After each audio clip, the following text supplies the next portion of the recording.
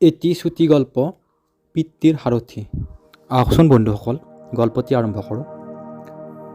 Bus ষ্টেণ্ডত এগৰাকী গৰ্ভৱতী মহিলাৰ সৈতে বহি আছিল এজন বয়সস্থ ব্যক্তি। তেওঁলোকে বাছৰ বাবে অপেক্ষা কৰি আছিল। মানুহজনে মহিলাগৰাকীৰ ফালে বাৰে বাৰে চাই আছিল।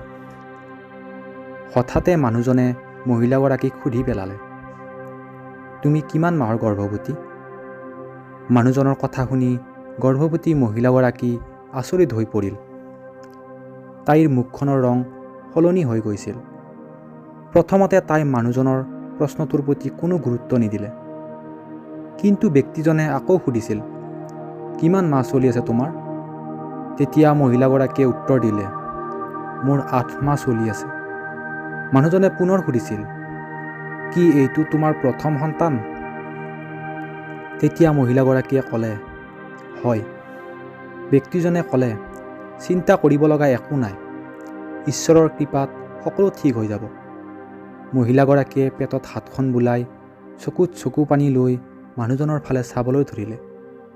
মহিলাগৰাকীৰ চকু পানী দেখি বয়সস্থ ব্যক্তিজন আচৰিত হ'ল আৰু সুধিবলৈ ধৰিলে, এনেকুৱা লাগিছে তুমি বহুত অশান্তি পাই আছা। তোমাৰ পতি তোমাৰ লগত কিয় অহা নাই? মানুহজনৰ কথা শুনি মহিলাগৰাকীয়ে থোকাথুকি মাতেৰে ক'লে, 4 মাহ আগতেই তেখেতৰ মৃত্যু হৈছে। মানুহজনে ক'লে, হয় নেকি? বহুত দুখ লাগিল কথাটো শুনি।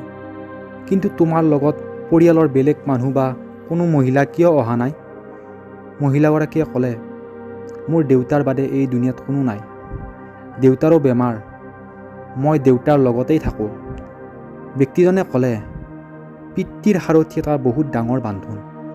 ভগৱানে তোমাৰ দেউতাৰাক কুশলে ৰাখক। পিছে তোমাৰ দেউতাৰ কি বেমাৰ?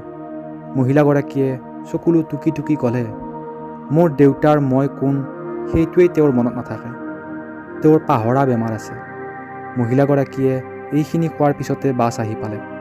মহিলাগৰাকীয়ে বয়সস্থ মানুহজনৰ ওচৰলৈ আহি হাতত ধৰিলে আৰু ক'লে, ব'লা দেউতা, আমাৰ বাছখন আহি পালে। সঁচাকৈ বন্ধুসকল, পিতৃৰ সাৰথি এটা ডাঙৰ বান্ধোন। ঈশ্বৰে আপোনালোকৰ মা দেউতাক কুশলে ৰাখক।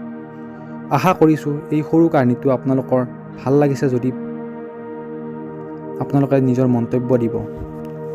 লগতে যদি আপুনি নতুন, চেনেলটো ছাবস্ক্ৰাইব কৰিব। ধন্যবাদ।